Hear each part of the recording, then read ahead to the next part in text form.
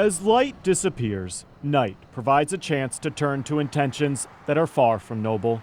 Any time of the day, anything can happen. An opportunity to choose between what is right and what is not. You gotta do what you gotta do to do what you want to do, first of all. For the first 19 years of his life, LaCharles McWilliams chose the latter. His first arrest came at age 14. Repeat offender in juvenile. I was always going back to back, basically. Why'd you keep ending up back in juvenile? I mean, I ended up back in juvenile because of the mistakes I made and the choices I made. As a city, we ask a lot of volunteer, poorly funded groups who are trying to lift up the kids who have fallen. News Channel 5's Chris Conti discovered that at times the challenge can seem overwhelming. Yeah, want to go ahead and give me your phones? Derek Stroke was once like LaCharles. On a recent Wednesday, though, Come on, man. he was leading 7 young men back down an admirable path. You young men, y'all ain't kids. Y'all don't want us to treat y'all like kids. All of them are under the age of 18. The program they're in is called GANG. Ironic in a way, but it stands for gentlemen and not gangsters. That's where y'all at in life. Every one of them forced to be here by the juvenile court system. A thread of commonality woven between them, gun possession charges. Okay. Is that your landscaping company? Yeah, I'm trying to put it up with my dad. Okay. If you want to understand what our youth are up against, How's your day going? listen to kids like Leander Collier. How old are you? 16. He was arrested in August for having a gun.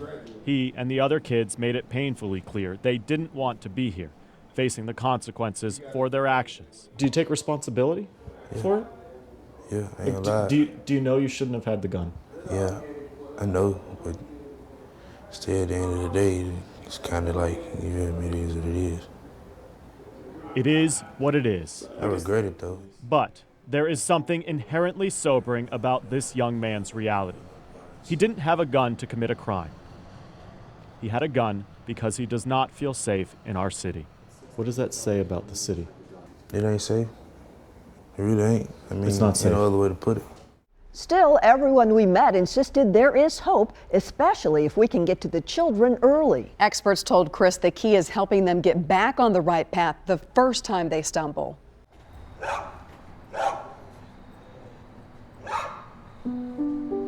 I actually kind of like being by myself, to be honest. I think it's nice just being alone for a few hours. From the outside, looking inside, Yeah, it's usually just me and my sister. it is easy to make assumptions. If I got a job, I think I could do pretty good on my own.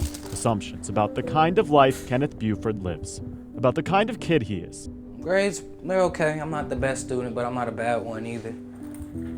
This is Kenneth's reality. His dad, Kenneth Sr., works the night shift, so this 14-year-old gets himself ready for school every day. There's a simplistic solitude to it all. I mean, I want to graduate, and I can only graduate if I have so many credits. You are looking at the reality of life for an untold number of teenagers in Nashville. And to be honest, I never thought that, I would get caught.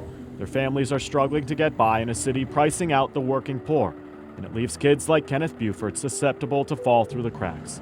And that's exactly what happened. If you knew you weren't supposed to be skipping school, why were you doing it? I just didn't want to be at school.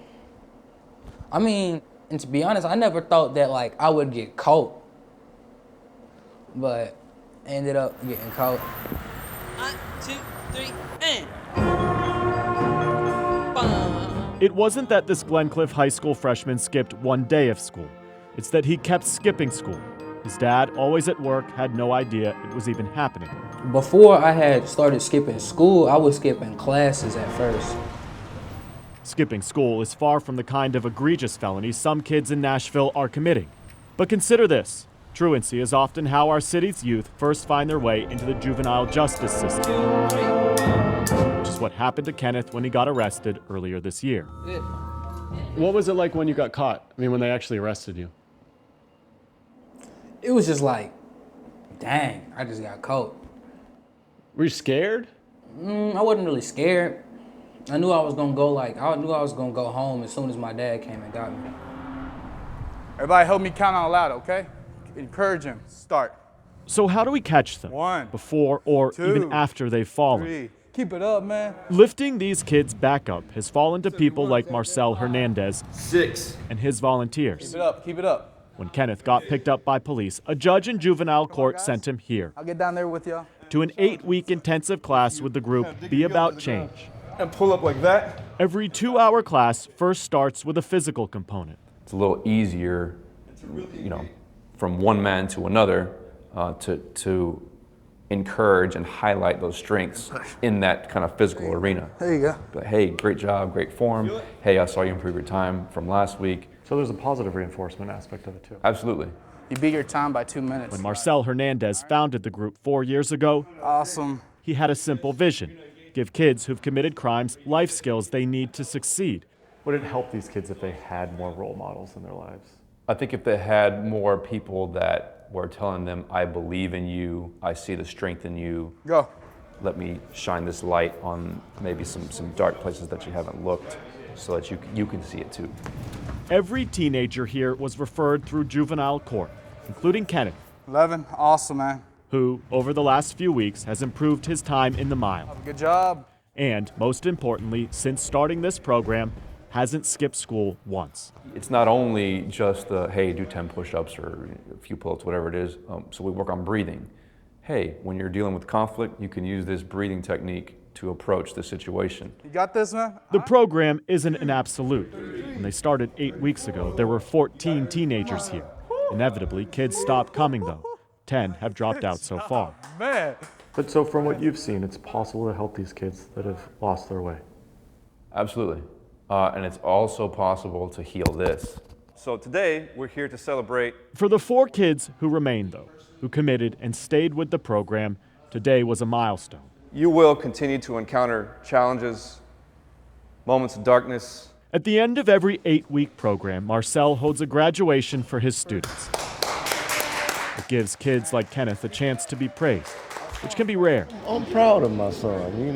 This gave him an opportunity to be challenged, and he rose to the occasion, I think. And it gave these 4 teenagers, who were headed down the wrong path, something to feel good about. Why'd you stick with it? I don't know. I just felt like I needed to. Kenneth can make no assumptions about where his life goes from here. He knows he's in charge of his own destiny. Yeah, there are definitely gangs, but I'm not a part of it. When he's by himself, though, he has a lot of time to think. If you wanted to, right now, could you get your hands on a gun? If I wanted to? Yeah. It is impossible to fix everything that is broken with the juvenile justice system, but showing kids like Kenneth which way to turn is a start. Let's make this strength and the hope and all these other things generational as well and highlight those. There's a lot more to this important issue. Our News Channel 5 Investigates team produced a number of mini documentaries taking an in-depth look at these issues. You can find a special Broken section on our streaming apps, Roku, Amazon Fire, and Apple TV, and also on our website. Just go to newschannel5.com/broken. And our search for solutions will continue into the coming year. Thanks for watching as News Channel 5 Investigates.